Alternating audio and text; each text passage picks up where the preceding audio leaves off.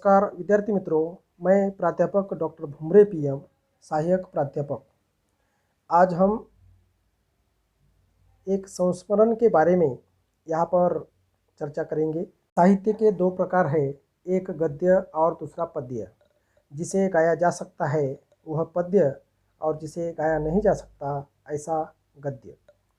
गद्य में उपन्यास, कहानियाँ, रेखाचित्र, जीवनी, नाटक ऐसी कई विधाएं आती है। पद्य में भी गीत, कविता, गजल ऐसी विधाएं आती है। आधुनिक हिंदी साहित्य में संस्मरण विधा का एक महत्वपूर्ण स्थान है और एक महत्वपूर्ण विधा के रूप में विकसित हो चुकी है। आधुनिक हिंदी साहित्य की लेखिकाओं में शिवानी लेखिका का नाम महत्वपूर्ण आता है। उन्होंने एक थी रामरती, यह एक संस्मरण लिखा हुआ है।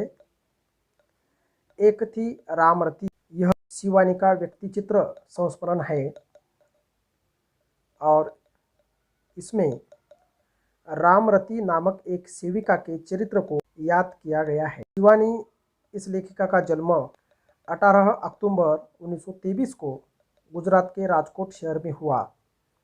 उनका पूरा नाम गोरापंत शिवानी है। उनके पिता श्री अश्विनी कुमार पांडे राजकोट में राजकुमार कॉलेज के प्रधानाचार्य थे।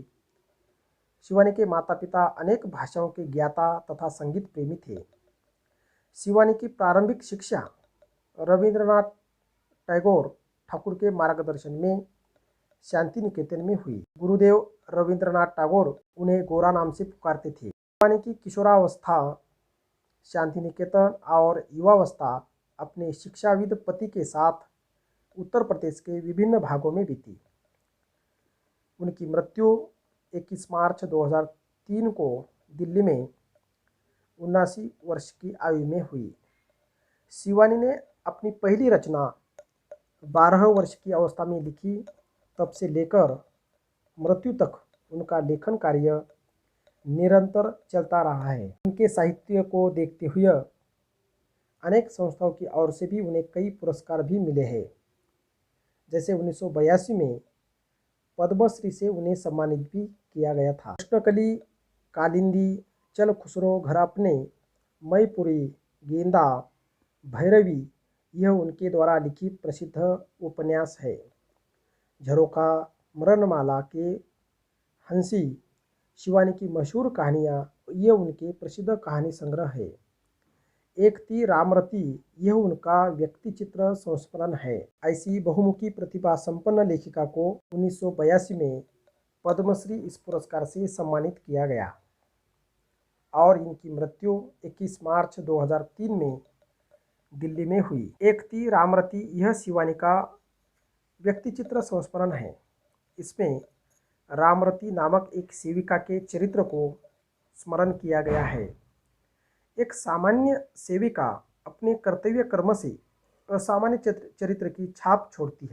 इस संस्मरण के माध्यम से रामरती के व्यक्तिमत्व में प्रामाणिकता, शिवानी के परिवार के प्रति समर्पण भाव, सरल स्वभाव, अन्याय के प्रति विरोध आदि गुण संस्मरणीय है। यह रामरती हमें महादेवी वर्मा के संस्मरणों की याद दिलाती है। महादेवी वर्मा की तरह शिवानी भी अपने संस्मरण चरित्र की अमिट छाप पाठकों के हृदय पर छोड़ने में सफल हुई है। रामरती एक स्त्री है, दुबले देह वाली सामान्य परिश्रमी सेविका अपने कर्म के प्रति निष्ठा और कर्मठता के कारण उसने अपने चरित्र से एक अलग ही छाप छोड़ दी। रामरती पढ़ते समय अनायास ही हमें उसके सेवाभाव से, उसके कर्मठता से अपनापन प्रतीत होता है और एक ऐसी ही रामरती हमारे घर में भी हो, यही भाव मन में उत्पन्न होता है। रामरती को लेखिका ने अपने घर में काम पर रखा तो शिवानी जी के पति ने ही ऐतराज किया था।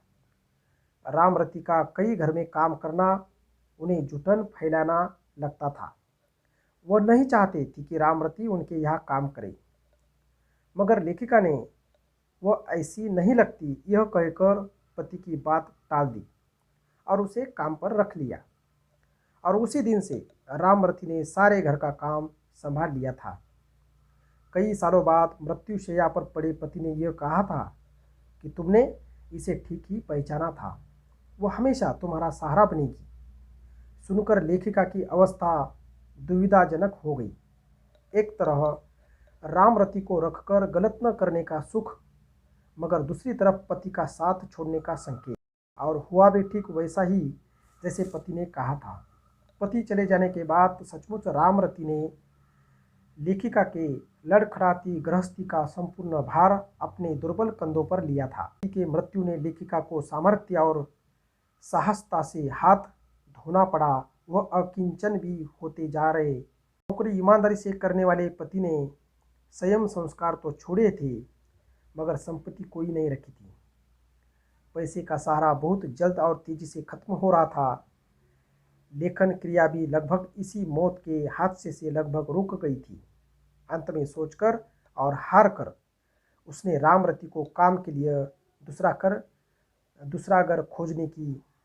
देखने की बात कही थी, क्योंकि अब उसे रखना संभव नहीं था, क्योंकि उसके दुबले कंधों पर भी नौकरी गई का और 3 बेटियों का भार था। ऐसी स्थिति में उसे अपने खातिर रोकना लेखिकाओं को अच्छा न लगा। इसलिए जब लेखिका ने उसे दूसरा घर देखने के लिए कहा तो वह तुनक कर बोली थी, लियो आइर सुनो, कहती है और घर देख लो। हमका तोहफा ऐसन घड़ी में छोड़ दी। हमका नमक हराम बिलार है दीदी, जो मालिक घरे दूध न मिले तो अंते चली जाइए। सचमुच रामरती अपने वचनों की पक्की भी थी। उसने तब तक वेतन नहीं लिया जब तक लेखिकाओं को पति का फंड पेंशन राशि नहीं मिली। लेखिका का अपना परिवार तो था, मगर एक बेटी विदेश में थी, एक ससुराल में छोटा लड़का पढ़ रहा था। बड़ी बेटी भी 3 महीने साथ रहकर विदेश चली गई। तो उसी रात रामरती अपनी बोरिया बिस्तर बांधकर सिर पधारे लेखिका के घर आ गई और हंसकर कहा कि महतारी लियो हम आए गई। और उस दिन से लेखिका की मजाल थी जो छिपकर भी पति के मौत का शोक करती। जब भी कभी ऐसा होता तो लेखिका की अर्धरात्रि में उठी सिसकी सुनकर वह लेखिका के सिरहाने खड़ी हो जाती और कहती, आखिन का फोर डरियो का, देखो दीदी तुहार रोए धोए से अब साहिबे लौटी है का। यानी कि लेखिका का ढाढ़स बढ़ाने का काम यहाँ पर एक सेविका के रूप में रामरती ने किया है। लेखिका के घर वह सिर्फ सेविका ही नहीं तो समय समय पर स्नेहशील जननी भी बनती थी। समय समय पर लेखिकाओं को टोकती रहती थी कि रोटी क्यों छोड़ दी, दूध क्यों नहीं पिया। लेखिका के पति गुजर जाने के बाद जैसे उसकी जीने की इच्छा खत्म हो चुकी थी, मगर रामरती ने धीरे धीरे उसे संवरना शुरू किया था। इतना ही नहीं, एक दिन तो उसने कमाल की, लेखिका के हाथ कागज कलम थमा एक दिन जबरदस्ती लिखने बिठा दिया, यह कहकर कि थामो लिख डारो तनी जानियो दीदी। लेखिका को लिखने के लिए प्रवृत्त करने वाली रामरती का आदर्श उदाहरण इस संस्मरण के माध्यम से लेखिका ने प्रस्तुत किया है। रामरती के आग्रह पर लेखिका ने पत्रिका के लिए लिखना शुरू किया और देखते देखते उस लेखन को प्रसिद्धि मिली और लेखिका का अकेलापन भी दूर हुआ। एक दिन यूं ही लेखिका ने रामरती को पूछा कि रामरती, मैंने इस जीवन में कभी किसी का बुरा नहीं किया, फिर भगवान ने मेरे नसीब में यह वैधव्य का दुख क्यों लिख दिया। एक क्षण भर में वो खामोश रही और फिर दार्शनिक की भांति बोली कि जो हम भोग रहे हैं वह क्या इसी जन्म का होता है क्या? नहीं, और पिछले जन्म का हिसाब तो चुकाना, हिसाब भी तो चुकता किए का परी। इन परिस्थितियों में लेखिका को साहस दिलाने का काम यहाँ पर एक सामान्य रामरती ने किया है।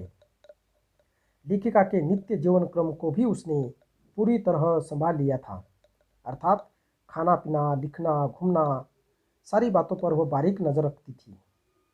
इतना ही नहीं, लखनऊ की चिलचिलाती धूप में दोपहर में जब बिजली चली जाती थी तो वह खुद हाथ में पंखा लेकर हवा लगाती। लेखिका दिल्ली से जब पद्मश्री लेकर लौटी तो वह द्वार पर गुलाब का हार और प्लेट लेकर खड़ी थी। जहाँ उसके ही जैसे बिरादरी वालों ने सीमित बधाई और हार दिया था, वहाँ यह सच्ची सेविका अपनेपन से सब कुछ कर रही थी। पति को घूमने फिरने का शौक था। वैसे उसकी शादी भी बहुत कम अर्थात 10 वर्ष की उम्र में ही हो गई थी। सास सौतेली थी, पति को शराब ने बर्बाद किया था।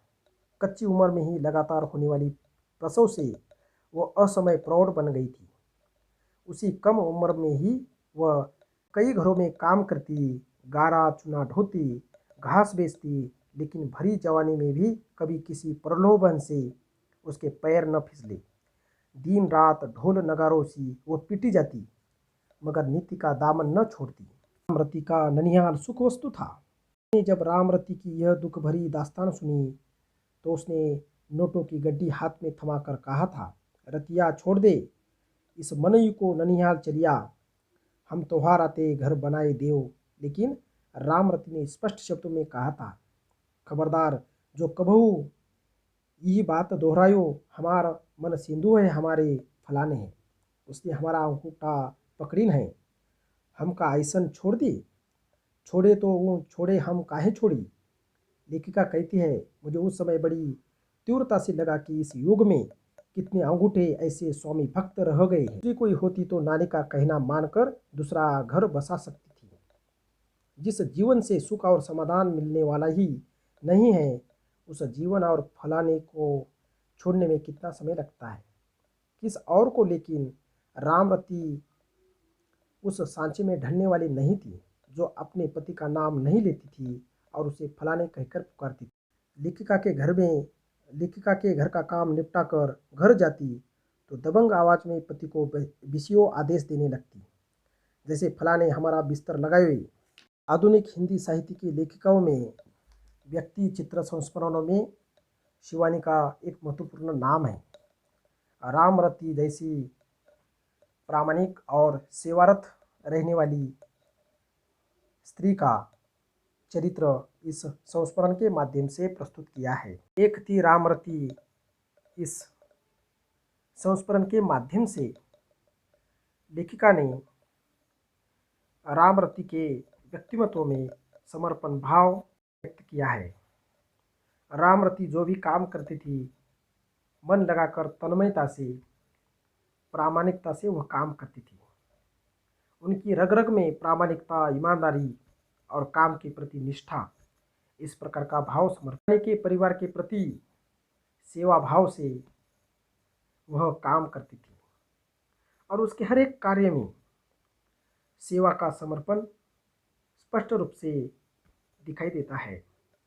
सरल स्वभाव की थी, मन में किसी भी प्रकार के संकोच वह नहीं रखती थी। मन में कपट से वह हमेशा दूर रहती थी। उसका सरल शांत स्वभाव ही उसकी पहचान थी।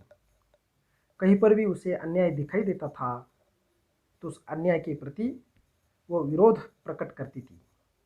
ऐसे कई गुणों से युक्त रानी के परिवार की एक सदस्य के रूप में रामरती एक प्रमुख व्यक्तिमत्व इस संस्मरण के माध्यम से लेखिका ने प्रस्तुत किया है कि एक सामान्य रामरती जैसे स्त्री में किस प्रकार के असाधारण गुण होने के कारण वह व्यक्ति अजरामर हो जाता है। इसका वर्णन एक थी रामरती के माध्यम से व्यक्ति चित्र संस्मरण में हमारे सामने प्रस्तुत किया है। जब हम एक थी रामरती यह लेख संस्मरण पढ़ते हैं तो इस संस्मरण के माध्यम से कई संस्मरण चरित्र के याद आती है। ऐसे संस्मरणों में के साथी महादेवी वर्मा की जो संस्मरण है उसमें कई प्रकार की पात्र भी रामरती के जैसे हैं। रामरती का संस्मरण पाठकों पर और पाठकों के हृदय को झकझोर देने वाला है। हमारे हृदय में भी रामरती के प्रति एक विशेष सहानुभूति उत्पन्न हो जाती है। इस प्रकार की दृष्टि से यह साधारण सेविका, जिसने लेखिका के खान पान से लेकर पूरी जिम्मेदारी अपने सिर पर ले ली है, देह से दुबली पतली होने के बावजूद भी काम पर समय से पहले ही वह उपस्थित रहती थी और किसी भी काम को वह मना नहीं करती थी। मन लगाकर पूरी तन्मयता के साथ लेखिका के जीवन का संपूर्ण कामकाज वह देखती रहती थी। इतना ही नहीं, वह केवल पैसों के लिए काम नहीं करती थी। लेखिका के घर का एक सदस्य के रूप में भी उन्होंने अर्थात रामरती ने माँ, बहन ऐसी भूमिकाएं भी प्रामाणिकता के साथ निभाई है। इस प्रकार रामरती एक सेविका होने के बावजूद भी शिवानी के परिवार में एक पारस्परिक नाता जोड़ती है। वह अपने कर्म से, अपने चरित्र से एक सर्वसाधारण चरित्र बना हुआ है। यही इस रामरती सेविका की विशेषता है।